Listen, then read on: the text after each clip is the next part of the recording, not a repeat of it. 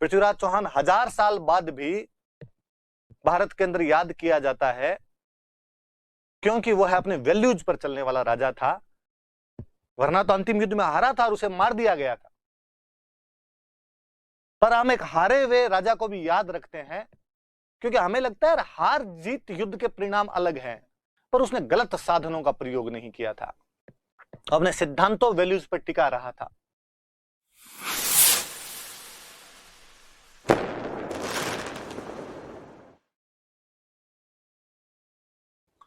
पृथ्वीराज चौहान का मूल्यांकन, इसका एवोल्यूशन कैसे किया जाए। पृथ्वीराज चौहान का बड़ा राजा हुआ तो उसकी कई चीजें होती। पृथ्वीराज चौहान पर अक्सर दो ब्लेम किए जाते हैं। एक तो ये कहा जाता है कि इमेच्योर कमांडर था, और एक ये कहा जाता है कि वो लंबी सोच नहीं रखने वाला राजा था, अपरिपक्व सेनापति था और अदूरदर्शी राजा था। फोरसाइट नहीं थी उस व्यक्ति में। क्यों कहा जाता है? ये कहने वाले कहते हैं कि साहब तराइन के दूसरे युद्ध में हार गया हो, इमेच्योर कमांडर, ढंग का कमांडर तो था ही नहीं। और लंबी सोच, किस बात की लंबी सोच थी उसमें? तराइन के पहले युद्ध में गोरी को पकड़ने के बाद में गोरी को मारा क्यों नहीं? गोरी की जब सेना भाग रही थी तो उसका पीछा क्यों नहीं किया? थोड़ा बहुत दिमाग नहीं था उसमें? आगे की सोच था कि यार वापस हमला हो सकता है, यहीं सल्टा दिया जाए, मार दिया जाए इसको, पंगा ही नहीं होता है। गोरी को उसी दिन मार देता तो वापस गोरी हमला ही नहीं कर पाता। गोरी हमला नहीं करता, विदेशी राज ही नहीं आता। विदेशी राज नहीं आता तो अंग्रेज नहीं आते, मुगल नहीं आते, हम भारतीयों का शासन रहता हम पे। ऐसे इल्जाम लगाए जाते हैं इन बातों की वजह से, पर हमें इनके रिप्लाई करने हैं और हमें यह कहना है कि तराइन के दूसरे युद्ध से पहले पृथ्वीराज चौहान किसी भी युद्ध में हार का सामना नहीं करता है। इसलिए केवल आप एक रिजल्ट के आधार पर यह नहीं कह सकते कि वो एक अपरिपक्व सेनापति था। हम ये जरूर कहते हैं कि गोरी उसके मुकाबले में ज्यादा अच्छा सेनापति निकल गया था, उस युद्ध में डिप्लोमेसी दिखा दी थी, पर आप इमेच्योर वाली बात नहीं ला पाते। वरना मात्र 12 साल की उम्र में अपने शासन प्रबंध को संभालने वाला वह युवा जो चंदेलों, चालुक्यों और गहड़वालों की शक्ति को पद दलित कर चुका था, जो उसी मोहम्मद गोरी को तराइन के पहले युद्ध के अंदर भागने पर मजबूर कर देता है, उसे आप अपरिपक्व सेनापति कैसे कह सकते हैं? और भाई साहब, जिन चीजों को आप फोरसाइट लेस मानते हैं, आप मानते हैं कि दूरदर्शिता का अभाव था, और आप कहता है कि उसने गोरी को छोड़ क्यों दिया था, या रिटर्निंग आर्मी को उसने मार क्यों नहीं दिया था, ये पृथ्वीराज चौहान के डिसीजंस नहीं है, ये तात्कालिक भारतीय संस्कृति की वैल्यूज है। ये उस सनातन संस्कृति के मूल्य हैं कि यदि दुश्मन माफी मांग ले तो छोड़ा जाना चाहिए, यदि दुश्मन की सेना भाग रही हो तो पीछा नहीं किया जाना चाहिए। पृथ्वीराज चौहान केवल अपने उन सिद्धांतों को, मूल्यों को मान रहा था, उन पे चल रहा था। यह अब है छल बल साम दाम दंड भेद, किसी ना किसी तरीके से दुश्मन को घात लगा के धराशायी किया जाना चाहिए। उस टाइम ये बात नहीं थी।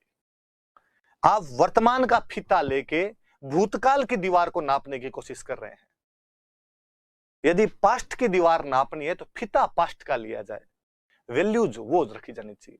मैं और बताऊं, पृथ्वीराज चौहान 1000 साल बाद भी भारत के अंदर याद किया जाता है, क्योंकि वह है अपने वैल्यूज पर चलने वाला राजा था, वरना तो अंतिम युद्ध में हारा था और उसे मार दिया गया था। पर हम एक हारे हुए राजा को भी याद रखते हैं, क्योंकि हमें लगता है हार जीत युद्ध के परिणाम अलग हैं, पर उसने गलत साधनों का प्रयोग नहीं किया था, अपने सिद्धांतों वैल्यूज पर टिका रहा था। गांधी जी जो बाद में साधन और साध्य की पवित्रताओं पर बल देते हैं, हम वो चीज उस समय के शासकों में, उस समय की जनता के अंदर देखते हैं।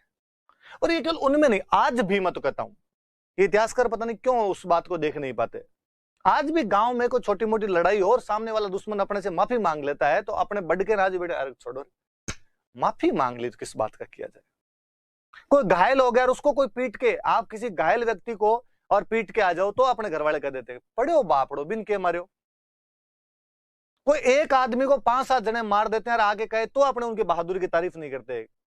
मर्द था तो एक एक मारते। कोई पीट करके खड़ा था और उस पर जाके लठ मार देते हैं तो कोई अपने में से कोई कह देता है हम छाती लड़नो। हम आज दिन तक उन मूल्यों को जब रक्षा कर रहे हैं, उनको मान रहे हैं, तो वह समय अलग था भाई। आप इस प्रकार से नहीं कर सकते। कम से कम रिप्लाई है नीचे। पृथ्वीराज चौहान पर अपरिपक्व सेनापति और अदूरदर्शी राजा होने का आरोप लगाया जाता है, लेकिन यह आरोप सही नहीं है, क्योंकि त्राइन के दूसरे युद्ध से पहले उसे किसी भी युद्ध में हार का सामना नहीं करना पड़ा था, इसलिए उसे अपरिपक्व सेनापति, इमेच्योर कमांडर नहीं कह सकते आप। दूसरा लिखा हुआ कि भागती हुई सेना पर आक्रमण नहीं करना और माफी मांगने पर दुश्मन को माफ कर देना उस समय की हिंदू संस्कृति के आदर्श थे, आइडियल्स थे। पृथ्वीराज चौहान भी अपने उन्हीं आदर्शों का पालन कर रहा था। हर दौर के आदर्श अलग अलग होते हैं। आज का आदर्श यह है कि मम्मी पापा के साथ में रहना चाहिए हमेशा। हो सकता है अपने से 4 पीढ़ी आने के बाद में बच्चे कहें कि नहीं, मम्मी पापा के साथ नहीं रहना चाहिए, शादी के बाद में अलग ही हो जाना चाहिए, जैसा कि विदेशों के अंदर होता है। 16 साल का होने के बाद में बच्चा या बच्ची जो भी हो अपने माता पिता को छोड़कर चला जाता है, और 4 पीढ़ी बाद में यदि अपने बच्चे ऐसे करने लग गए तो क्या वो हम पर हंसेंगे कि यार हमारे परदादा जी बड़े मूर्ख थे यार, लास्ट तक मम्मी पापा के साथ ही रहते थे। लिबर्टी नाम की भी चीज होती है, फ्रीडम। और यूं ऐसी बात तो घर वालों के सामने करने से डरते थे। ओबामा का आज बयान था कि लॉकडाउन में मेरी जो बेटी है उसका बॉयफ्रेंड हमारे घर पर रहा था, वो बहुत ज्यादा खाता था, इसलिए हमारा बजट है वो गड़बड़ा गया। ये उनके आदर्श है, उनकी वैल्यूज है। अब कोई कहे कि यार भारत के अंदर तो बेटी के बॉयफ्रेंड को घर पे नहीं रखते हो, आप तो इन चीजों में, अरे हमारे आदर्श नहीं है भाई, हमारी वैल्यूज अलग है, उनकी वैल्यूज अलग है अपने आप के अंदर। तो ये भी ध्यान रहे भाई इस चीज को।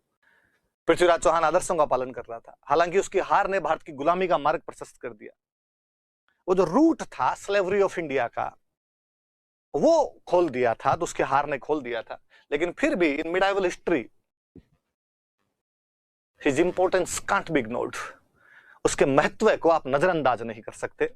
वह बंदा हमेशा मध्यकालीन उस इतिहास के लिए याद किया जाएगा, उन बातों के लिए उसे याद किया जाना चाहिए। ये पृथ्वीराज चौहान था। खूब लंबी सी क्लास हो गई। आप फिर मुझे पता है शिकायत करोगे कि सर इतना लंबा पढ़ा दिया, याद कैसे करें। पर याद रहे कि इसमें बातें ज्यादा थी, समझाने वाली बातें ज्यादा थी, याद करने वाली चीजें कम है, तो झेलना। और मुझे लगता है पृथ्वीराज चौहान का जो विराट व्यक्तित्व है, यदि वो मैंने 1 घंटे 40 मिनट या 50 मिनट के अंदर भी समाप्त कर दिया है, तो मुझे पृथ्वीराज चौहान ऊपर बैठकर इस पर गालियां निकाल रहे होंगे, या बाकी लोग भी कहेंगे कि इतने बड़े राजा के इतिहास को तुम केवल 1.5 घंटे के अंदर समाप्त कैसे कर सकते हो। और मुझे लगता है यदि मैं इसको 2 भागों में तोड़कर पढ़ाता तो आपको लगता है कि यार वो जो मोमेंटम बना हुआ था उसको खत्म क्यों कर दिया गया।